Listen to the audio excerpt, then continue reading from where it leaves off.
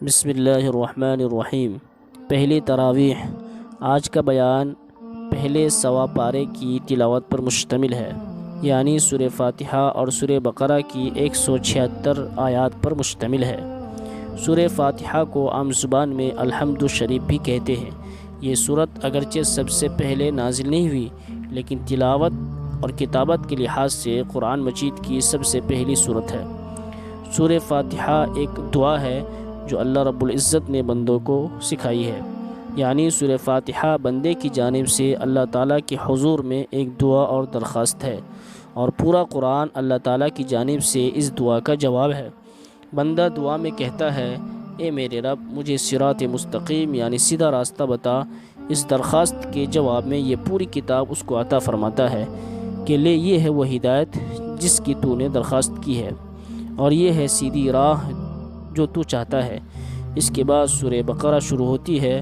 اللہ تعالیٰ ارشاد فرماتا ہے کہ قرآن مجید اللہ تعالیٰ سے ڈرنے والوں کی ہدایت اور رہنمائی کرتا ہے۔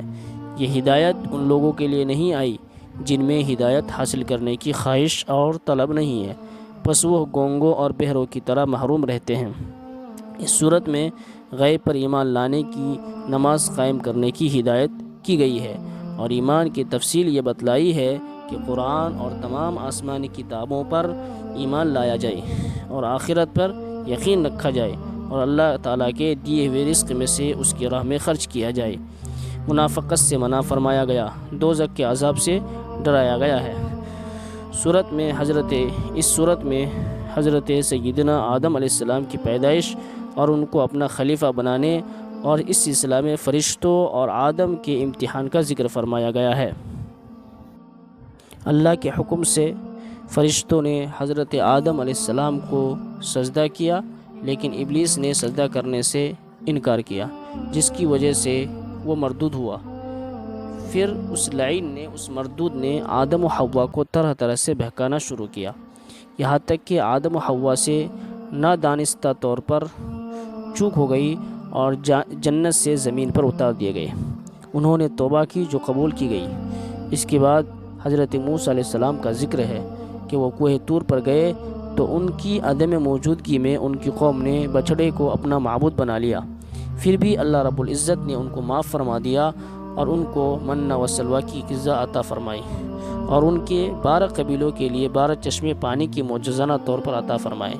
لیکن حضرت موسیٰ علیہ السلام کی قوم یعنی یہود نہایت ناشکر، سرکش، گستاخ و منافق ثابت ہوئے اور نتیجتاً عذاب میں گرفتار ہوئے۔ اس کے بعد حضرت ابراہیم علیہ السلام کی عظمت کا ذکر ہے کہ وہ اپنے رب کی ہر آزمائش میں کامیاب ہوئے، اور انعام کے طور پر ان کو اللہ تعالیٰ نے سب لوگوں کا پیشوا بنایا۔ پھر اللہ تعالیٰ نے ان کے اور ان کے بیٹے حضرت اسماعیل علیہ السلام کے ہاتھوں خانہ کعبہ کی تعمیر کرائی۔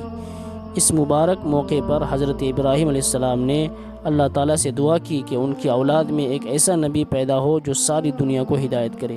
یہ بشارت تھی ہمارے نبی حضرت محمد صلی اللہ علیہ وسلم کے ظہور قدسی کی طرف، چنانچہ یہ دعا قبول ہوئی، اور ہمارے نبی محمد صلی اللہ علیہ وسلم سارے عالم کے لیے نبی بنا کر مبعوث کیے گئے، اور آپ صلی اللہ علیہ وسلم کے ذریعے ساری دنیا کو ہدایت ملی۔